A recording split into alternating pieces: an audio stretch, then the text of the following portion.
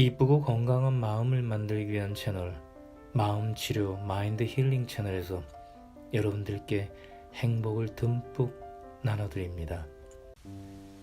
마음치료 마인드 힐링 채널에서 읽어드리는 오늘의 주제는 임사체험 후 나를 방해하는 10가지 신념에서 깨어나서 죽었다 살아났을 때 나는 즐거울 수 없거나 나에게 옳은 일이 아닌 건 절대 하지 않겠다고 결심한 후 나로 살아가는 기쁨이라는 제목의 책을 집필하였습니다. 추미라님이 번역한 책 내용 중 기쁨을 선택한 후 두려움이 아니라 사랑으로 병을 치유하는 내용입니다. 다나가 그렇게 말하는데 나는 마치 예전의 나를 보는 듯 했다. 나도 암투병 하는 동안 그와 똑같은 문제들에 직면했었다. 수없이 많은 정보와 의견이 쏟아졌지만 대부분 서로 모순되는 것들이어서 나는 되레 그 속에서 길을 잃었고 그래서 더 두려웠다. 캐면 캘수록 더 알 수가 없었다. 이런 상황이라면 아니타 선생님은 어떤 선택을 하시겠어요? 다나가 물었다. 다나, 저는 한 가지 길을 가리키며 그 길만이 살 길이라고 말하고 싶지는 않습니다. 왜냐하면 길은 당신이 스스로 찾아야 하니까요. 그리고 그 길을 찾을 능력이 당신 안에 분명히 있답니다. 그 힘을 알아차려야 해요. 다른 사람에게서 그 힘을 찾지 마시고요. 내가 말했다. 제가 지금 어떤 조언을 한들 혼란만 더 가중시킬 거예요. 지금은 스스로 힘을 내셔야 해요. 그게 더 도움이 될 겁니다. 다른 누가 아닌 당신 자신에게 집중해야 해요. 하지만 내면으로 들어가 사람들이 말할 가능성들을 하나씩 마음으로 느껴보는 방법에 대해서는 기꺼이 가르쳐 드릴게요. 그래야 스스로 선택을 해 나갈 수 있을 테니까요. 네, 그래 주시면 정말 감사하겠습니다. 다나가 한결 희망에 찬 표정으로 말했다. 저는 내면의 안내 시스템 같은 것이 있어서 늘 저를 안내하고 있다고 믿고 있어요. 이 안내 시스템은 누구나 갖고 있고 항상 우리와 소통하려 하죠. 내가 설명했다. 하지만 서로 모순되는 정보들에 짓눌려 있거나 신경이 너무 곤두서 있으면 이 안내 시스템과 소통하기가 어려워집니다. 특히 요즘같이 정보가 빠른 속도로 퍼져나가는 세상에서는 정보에 압도되는 경우가 훨씬 많이 생기죠. 그런 일이 생기면 저는 정보 금식에 들어갑니다. 정보 금식이요? 다나가 아주 흥미롭다는 듯 물었다. 하루나 이틀 정도 밥을 먹지 않듯이 하루 이틀 정도 외부로부터 새로운 정보를 전혀 받지 않는 겁니다. 더 길게 하면 더 좋고요. 그렇게 머리를 비우면 내면의 안내 시스템이 저에게 하는 소리가 들리기 시작해요. 내가 설명했다. 좀 더 말씀해 주시겠어요? 그 소리는 어디서 나오는 건가요? 다나가 물었다. 그것은 세상 모든 것에서 오는 소리 같기도 하고 세상 밖에서 오는 소리 같기도 해요. 내가 대답했다.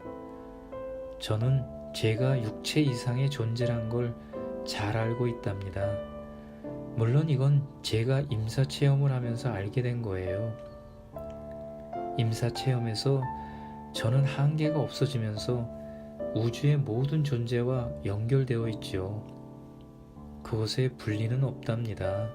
이제 저는 이 물질 세상에 다시 돌아왔지만 이 정보 금식을 하면 제가 모든 존재와 하나로 연결되어 있음을 다시금 느끼게 돼요.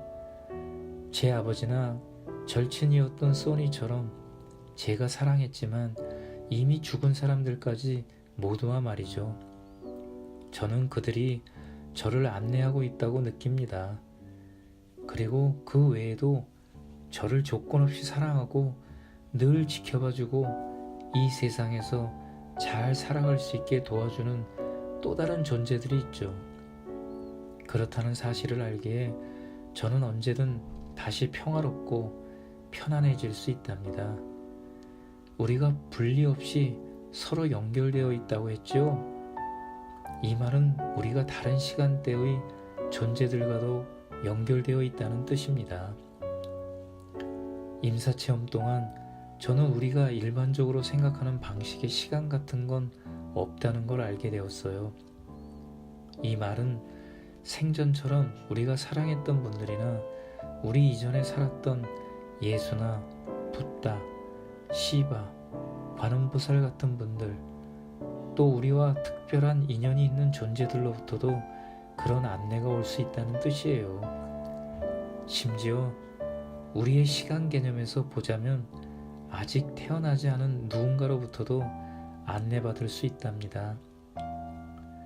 사실 안내하는 존재가 누구인지 따지는 일은 별 의미가 없어요. 그들 모두 우리와 하나로 연결되어 있고 우리가 가장 편안하게 느끼는 모습으로 우리 마음속에 나타나니까요. 이상한 말처럼 들릴지도 모르지만 저는 마음을 고요히 할 때마다 그런 안내를 받고 그때마다 바깥의 온갖 소리들에 내 힘을 내주어서는 안 된다는 걸 느껴요. 저도 어렸을 때는 그런 안내를 받았던 것 같아요. 하지만 자라면서 그 느낌을 잊어버렸어요. 다나가 흥분한 듯 말했다. 대부분의 사람들이 그럴 거예요. 우리는 모두 내면의 안내를 들을 수 있는 능력을 갖고 태어나죠. 하지만 살면서 주변의 시끄러운 목소리들에 귀 기울이다 보면 그 능력을 잃어버리게 돼요. 어떻게 보면 인생이 우리의 타고난 힘을 박탈해버리는 것처럼 보이죠. 내가 말했다.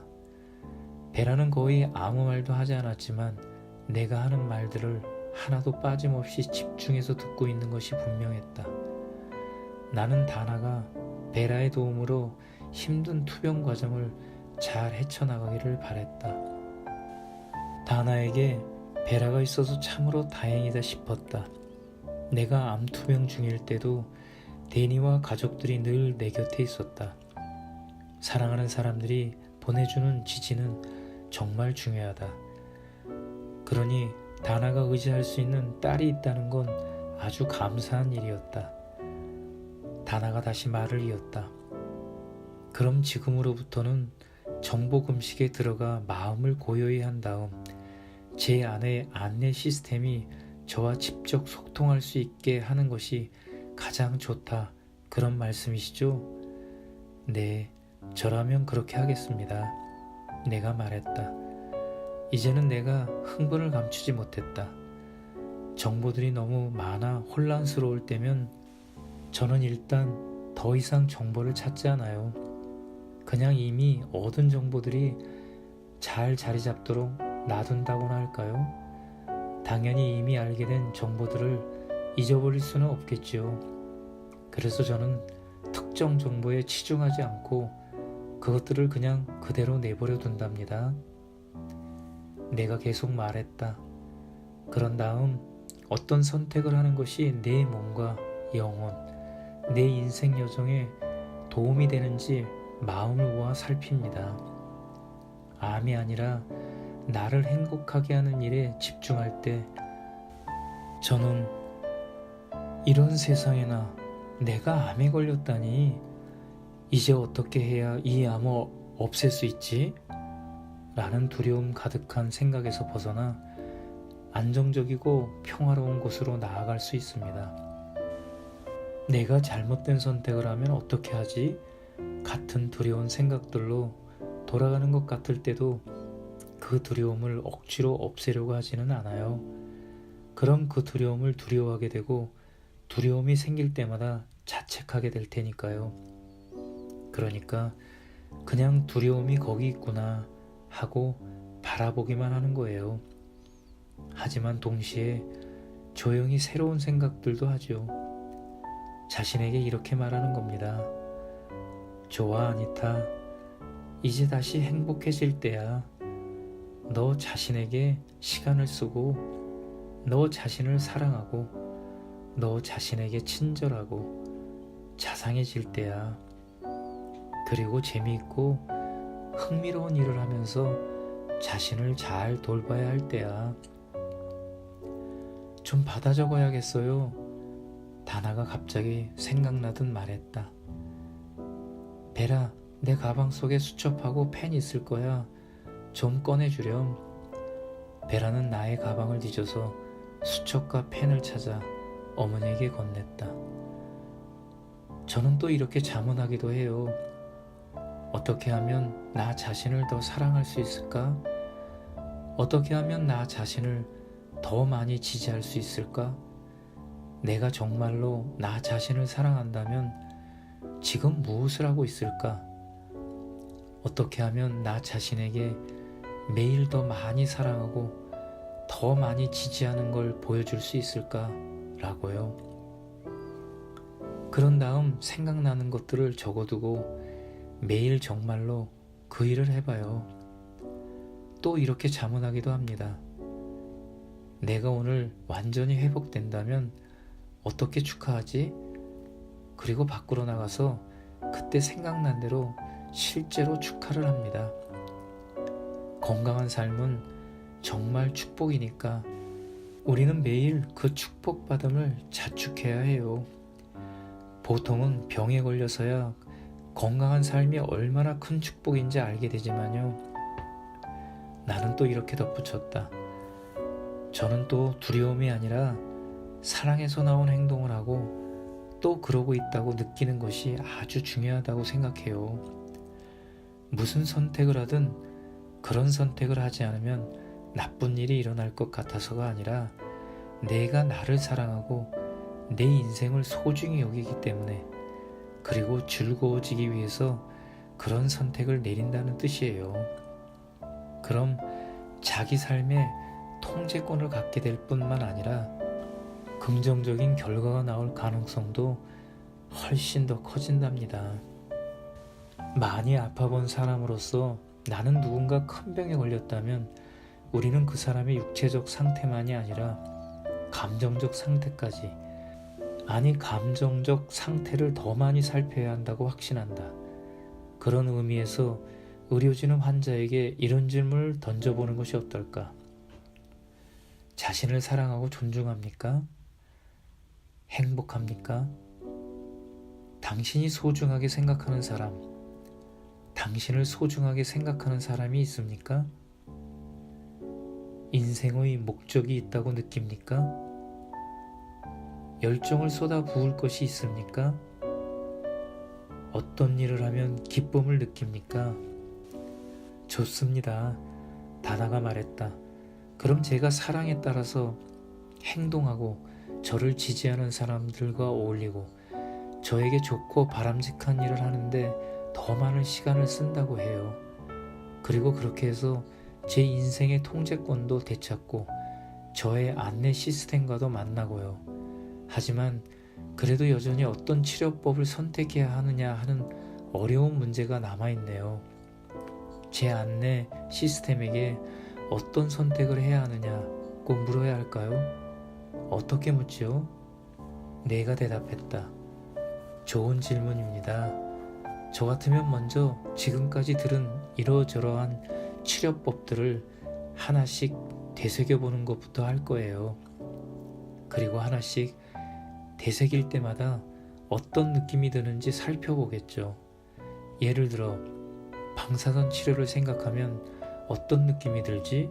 라고 자문을 해보는 겁니다. 그런 다음에 그 자연요법 전문가가 말한 대로 몸속에 독이 쌓이는 것 같은지 아니면 암세포를 없애줄 무언가 강력한 힘이 몸에 들어오는 것 같은지 살펴볼 거예요. 그 다음에 또 이렇게 자문해 보는 겁니다.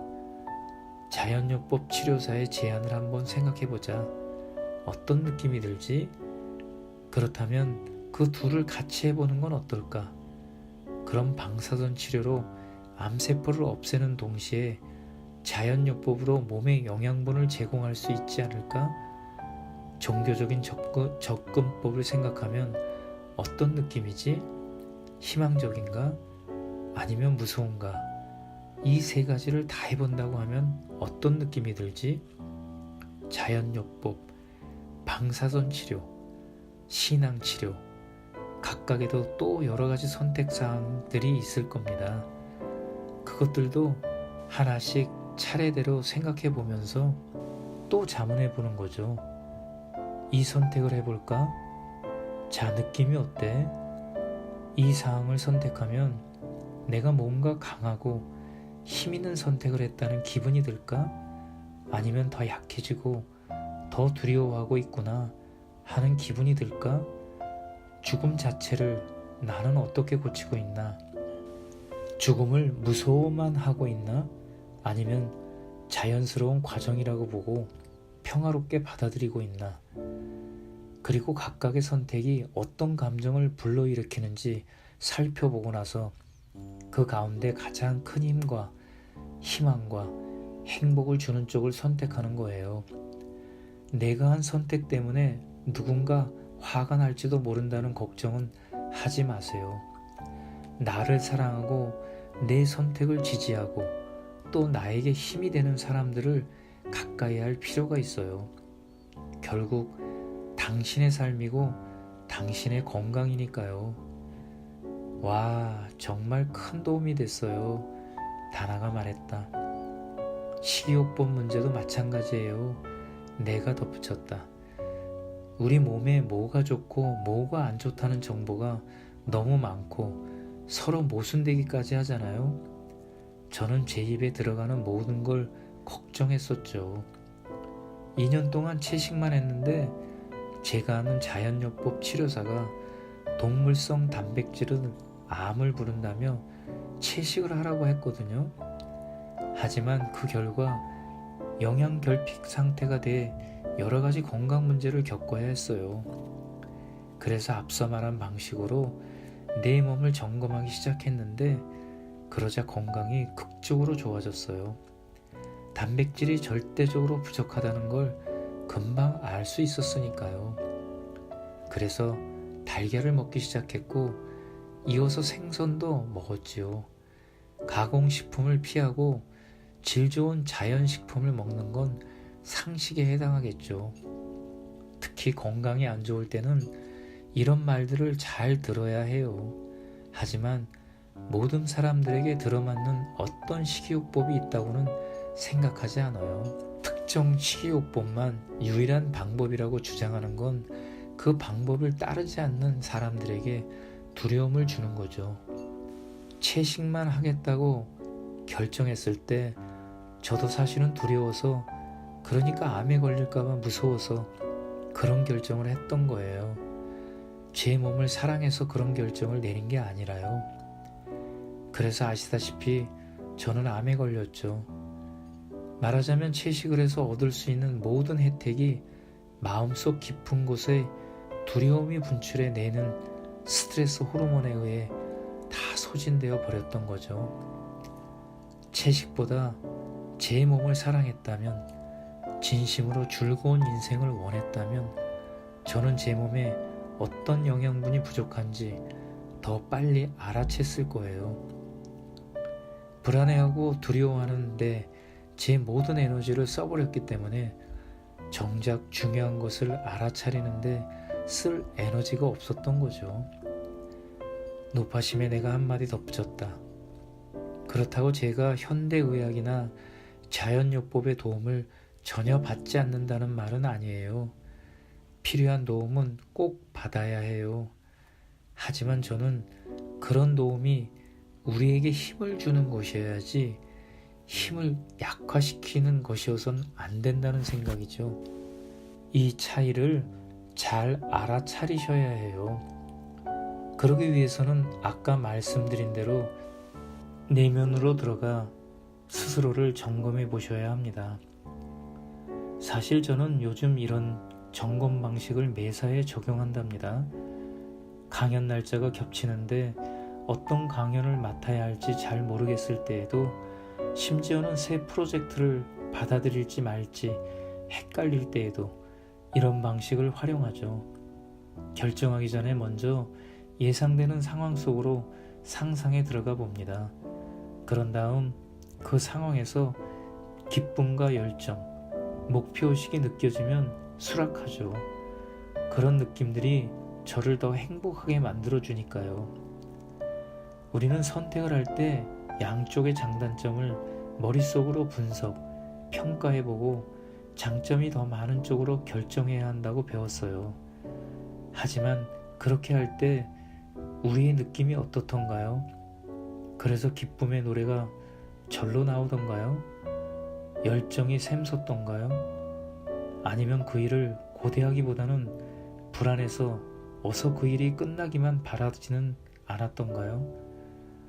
정말 맞는 말씀이에요. 다나가 흥분한 듯 말했다. 정말 동의할 수밖에 없네요. 가슴이 시키는 대로 결정을 내려라. 이거 정말 멋진 생각인데요. 하지만 주변 사람들이 대부분 그렇게 생각하지 않으니까 자꾸 머릿속으로 계산하게 되지는 않나요? 어찌된 건지 우리가 사는 이 세상은 논리적 인간들만 요구하는 것 같아요. 내가 대답했다. 맞아요. 심지어 인사체험이라는 놀라운 경험을 한 저조차도 그런 느낌을 받아요. 제 내면의 안내를 따르는 것이 진짜 인생을 사는 법이라고 확신하지만 자꾸 주변 세상은 저의 그런 확신을 깨려고 들죠. 다른 사람들과 어울리며 무난하게 살거나 저의 진실에 따라 살면서 이방인이 되거나 둘 중 하나를 끊임없이 선택해야 해요. 둘 다 가질 수 있는 경우는 거의 없죠. 저만 그렇게 느끼는 줄 알았어요. 지금 가장 힘든 것이 사람들이 좋은 의도로 해주는 충고들이에요. 서로 모순되는 충고들이요. 제가 그중 어느 걸 선택하든 누군가는 상처를 받겠죠. 그 점이 가장 힘들어요. 다나가 거의 울먹이듯 말했다.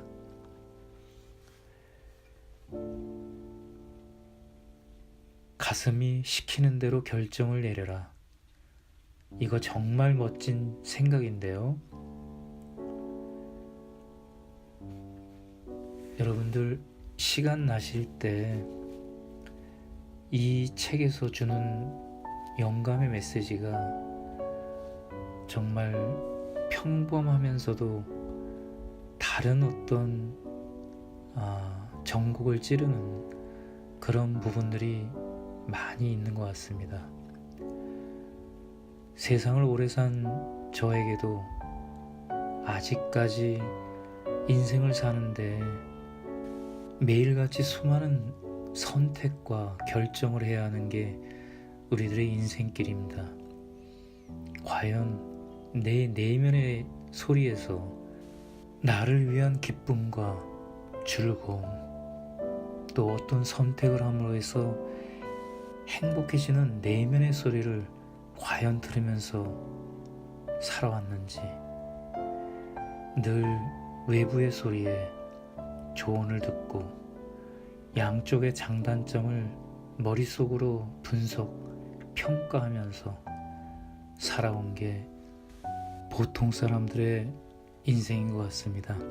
더군다나 큰 병에 걸렸을 때 어떤 치료를 받아야 되며 어떻게 내가 생각을 바꿔야 되는지 많이 혼란스러웠는데 이 책을 읽으면서 마음이 편해지고 어떤 선택과 나의 마음가짐을 어떻게 해야 된다는 중요한 지침을 세우게 됐습니다.